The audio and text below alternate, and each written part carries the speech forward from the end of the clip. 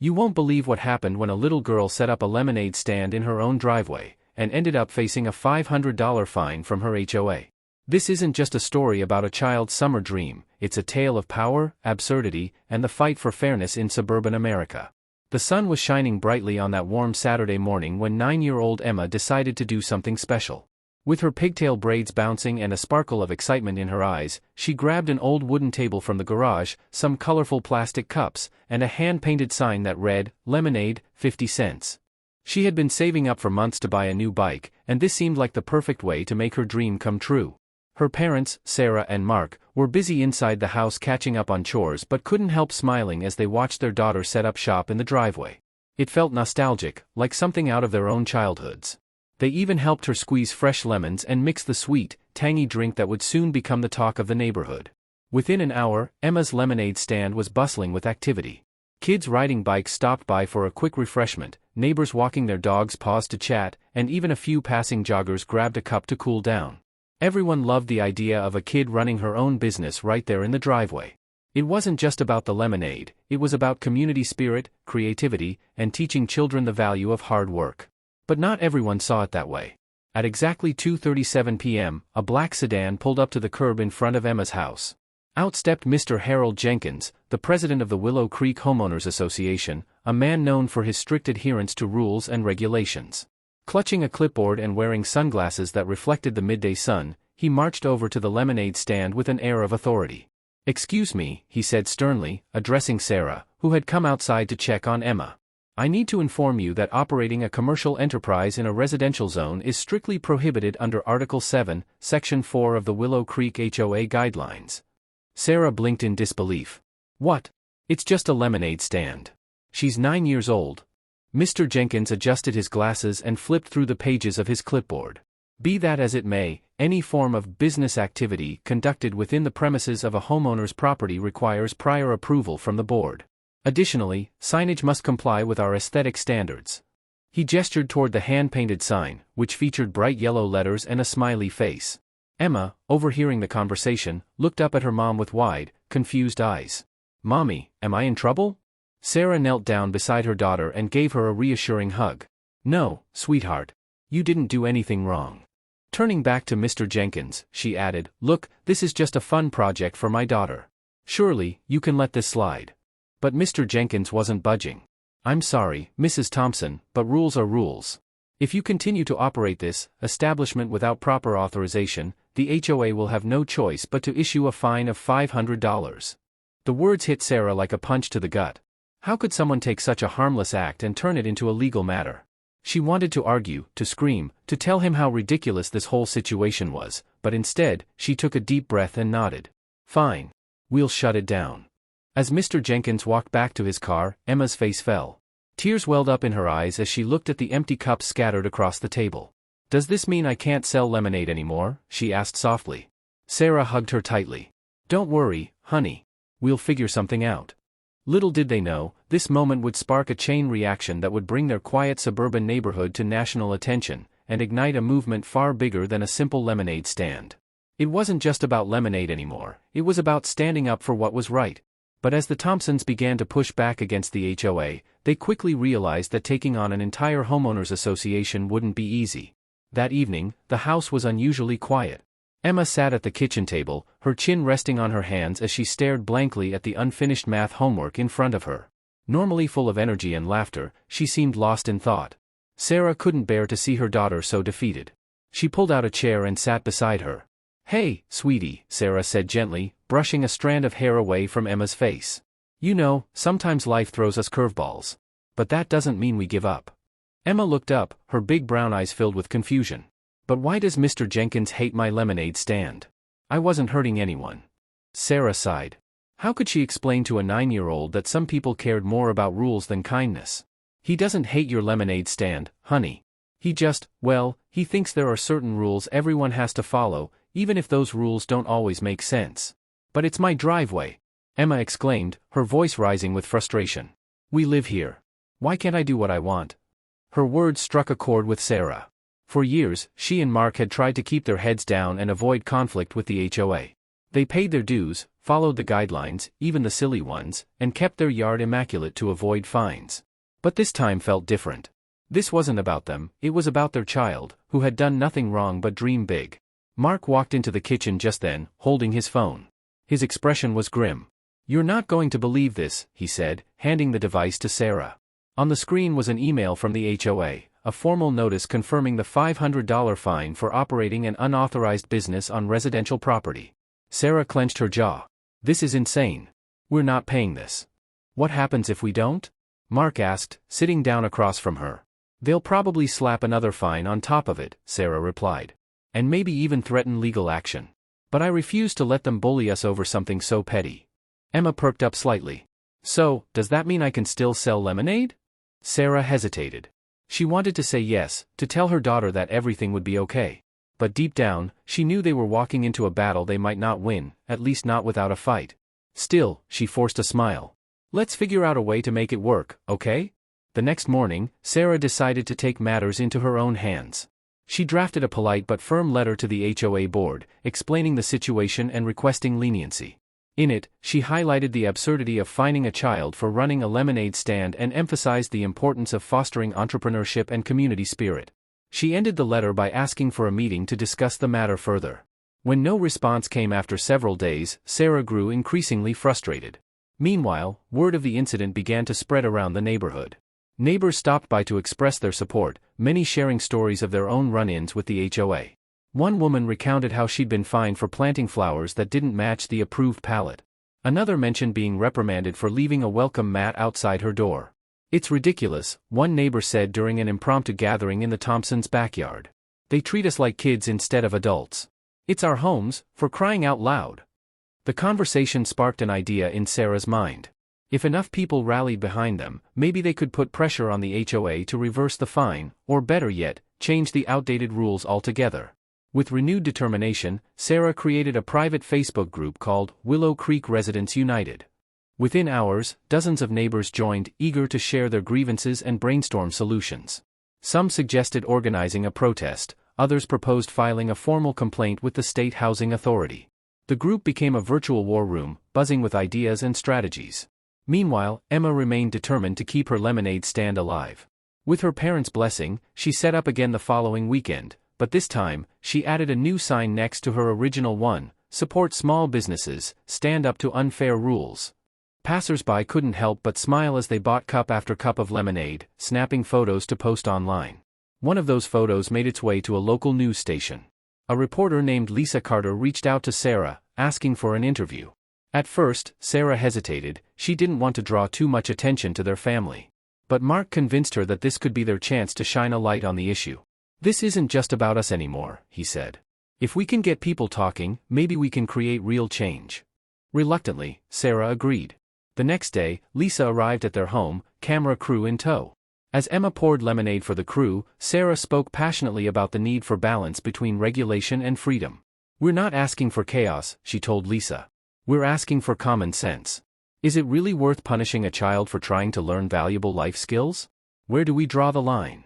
By the time the segment aired that evening, the story had already begun to gain traction online. Social media users were outraged, flooding the HOA's Facebook page with comments and tagging local officials in posts demanding answers. Hashtags like #SaveEmma'sLemonade and #HOA Reform started trending, drawing national attention to the case. For the first time since the ordeal began, Sarah felt a glimmer of hope. Maybe, just maybe, they weren't alone in this fight after all. As the story went viral, the quiet suburban neighborhood of Willow Creek became ground zero for a national debate about overregulation and childhood entrepreneurship. But with fame came challenges, and not everyone was happy about the attention. The morning after Lisa Carter's news segment aired, Sarah woke up to a flurry of notifications on her phone. Her inbox was flooded with messages from strangers across the country, some offering words of encouragement, others sharing their own HOA horror stories, and a few even donating money to help cover the $500 fine. One woman from Texas sent a heartfelt note saying, "My daughter had a similar dream once. Don't let them crush her spirit." But it wasn't just supporters reaching out. The backlash against the HOA had grown exponentially overnight. Social media platforms were ablaze with criticism, and hashtags like #SaveEmma'sLemonade and #HOA Reform dominated Twitter trends. Local businesses in Willow Creek began showing solidarity by placing signs in their windows that read, "Support small entrepreneurs," and "Free lemonade for all kids." Even a popular late-night talk show host joked about the situation, quipping, "Next thing you know, they'll fine you for mowing your lawn too early." While the outpouring of support was heartwarming, it also brought unexpected complications. Reporters started camping outside the Thompsons' house, eager for updates. Neighbors whispered behind hedges, speculating about whether the family would move away if things got too heated. And then there was Emma, whose cheerful lemonade stand had turned into a symbol of rebellion, a role she hadn't asked for and didn't fully understand. One afternoon, as Sarah helped Emma restock cups, a reporter approached them with a microphone. "Emma," he said brightly, "how does it feel to be a national hero?" Emma froze, looking up at her mom with wide eyes. "I'm not a hero," she mumbled. "I just wanted to sell lemonade." Sarah quickly stepped in, shielding her daughter from the camera. "She's just a kid who loves making lemonade," she said firmly. "Let's focus on the bigger picture here, the unnecessary rules that are stifling creativity and community spirit." Despite Sarah's efforts to shield Emma, the pressure was starting to show. Emma barely touched her dinner that night, pushing food around her plate absent-mindedly. When Mark asked what was wrong, she burst into tears. "I don't want everyone looking at me," she sobbed. "I just wanted to have fun." Sarah's heart broke. She pulled Emma onto her lap and held her close. "I know, sweetheart. None of this was supposed to happen. But sometimes, when people see something unfair, they want to help fix it. That's why so many people care about your lemonade stand. It's not just about you. It's about all the kids who deserve a chance to chase their dreams without being stopped by silly rules." Emma sniffled. "Do I still have to fight them?" "No, honey," Sarah reassured her. "We're going to handle everything together. You can keep selling lemonade if you want, but only if it makes you happy. Okay?" Emma nodded, though her smile was faint. Meanwhile, the HOA board was scrambling to respond to the growing storm. Mr. Jenkins called an emergency meeting, inviting representatives from local media to address the controversy. Dressed in his usual suit and tie, he stood before a packed room of reporters and residents, attempting to defend the association's stance. "We understand that emotions are running high," he began, his tone measured but strained. "However, the rules exist to maintain property values and ensure uniformity within our community. Allowing exceptions, even seemingly harmless ones, could set a dangerous precedent." His statement was met with boos and jeers from the crowd. One resident shouted, "Uniformity? Really? Over a kid's lemonade stand?" Another chimed in, "Why don't you tell us how much money you've spent suing neighbors instead of fixing potholes?" The chaos escalated until security guards had to escort several angry attendees out of the room. By the end of the meeting, it was clear that the HOA's reputation had taken a massive hit. Even longtime supporters were questioning whether the organization had gone too far. Back at home, Sarah and Mark debated their next move. They knew they couldn't back down now, not with so many people counting on them to challenge the status quo. But they also worried about the toll it was taking on Emma. "We need to find a way to channel this energy into something positive," Sarah said. "Something that doesn't put all the weight on her shoulders." Mark nodded thoughtfully. "What if we turned this into a campaign? Not just for Emma, but for every kid who wants to start a business or express themselves without fear of punishment." Sarah smiled. "That's perfect. Let's call it Freedom for Little Entrepreneurs. We can use the momentum to push for policy changes, not just here, but nationwide." With renewed purpose, the couple reached out to advocacy groups specializing in property rights and youth entrepreneurship.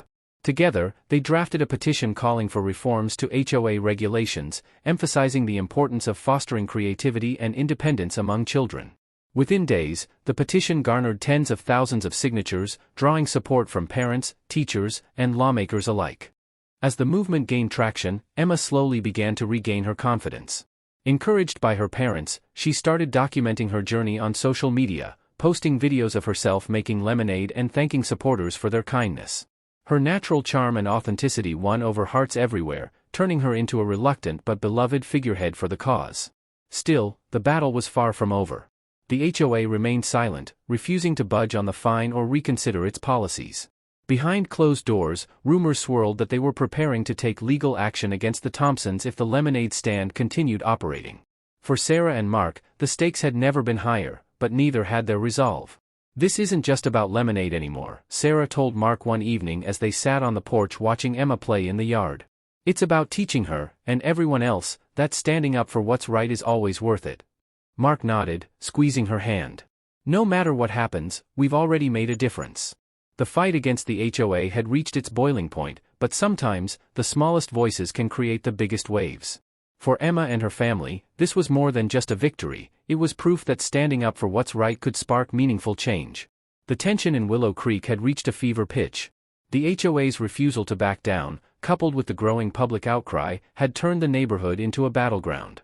Supporters of the Thompsons organized a peaceful protest outside the HOA office, holding signs that read, "Let kids be kids," and "Fair rules, not fines." Local news crews covered the event extensively, capturing footage of families chanting slogans and cheering as Emma herself, flanked by her parents, gave an impromptu speech.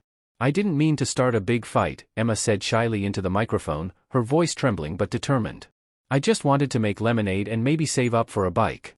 But if my lemonade stand can help other kids feel brave enough to chase their dreams, then I guess it's worth it." The crowd erupted in applause, many wiping away tears. It was impossible not to be moved by the sight of a 9-year-old standing tall against authority, her innocence and courage shining brighter than any rulebook. Behind the scenes, Sarah and Mark were working tirelessly to push for systemic change. With the help of advocacy groups and pro bono lawyers, they filed a formal complaint with the State Housing Authority, accusing the HOA of overreach and discrimination against minors. They also launched a crowdfunding campaign to cover legal fees and support other families facing similar battles. Donations poured in from across the country, exceeding their goal within days.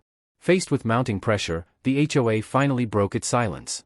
In a hastily arranged press conference, Mr. Jenkins announced that the board would temporarily suspend enforcement of Article 7, Section 4, the rule banning commercial activities on residential property. While he framed the decision as a gesture of goodwill, it was clear to everyone that the HOA had been forced to retreat. But the Thompsons weren't satisfied with temporary measures. They continued pushing for permanent reform, rallying residents to attend HOA meetings and demand transparency. Slowly but surely, cracks began to form in the board's authoritarian facade. Several members resigned, citing personal reasons, while others openly criticized Mr. Jenkins' leadership style. By the end of the summer, a new board was elected, composed largely of parents and young professionals who promised to prioritize fairness and flexibility over rigid rules. For Emma, the victory was bittersweet. On one hand, she was thrilled to see her lemonade stand thrive without fear of fines or threats. On the other hand, she missed the simplicity of those early days when selling lemonade was just about having fun. Still, she understood the importance of what they had accomplished. "It feels good to know I helped people," she told her mom one evening as they sat together on the porch, watching fireflies dance in the twilight. "Even if it got kinda crazy for a while." Sarah smiled, pulling her daughter close. "You did more than help people, sweetheart. You showed everyone that even the smallest acts of defiance can lead to big changes." By fall, the story of Emma's lemonade stand had become a national sensation. Schools invited her to speak at assemblies, teaching students about entrepreneurship and civic engagement. A children's book based on her experience was published, titled The Little Entrepreneur Who Changed the Rules. And perhaps most importantly, lawmakers in several states introduced legislation aimed at curbing HOA overreach, ensuring that future generations wouldn't face the same obstacles. As for the Thompsons, life slowly returned to normal, or at least as normal as it could be after such an extraordinary summer. Emma eventually saved enough money to buy her dream bike, though she insisted on donating half her earnings to charity. Her lemonade stand remained a fixture in the driveway, now serving as a reminder of resilience and community spirit. One crisp autumn afternoon, as golden leaves swirled around the yard, Sarah stood beside Emma at the stand, pouring cups of hot apple cider for neighbors who had come to celebrate the season. Mark snapped photos, capturing the smiles and laughter that filled the air. "You know," Sarah said, leaning down to whisper in Emma's ear, "you're my hero." Emma grinned, handing a cup of cider to a passing jogger. "And you're mine, Mommy." In that moment, surrounded by love and support, it was clear that Emma's lemonade stand had done far more than sell drinks. It had sparked a movement, united a community, and reminded everyone that sometimes, the sweetest victories come from the simplest beginnings.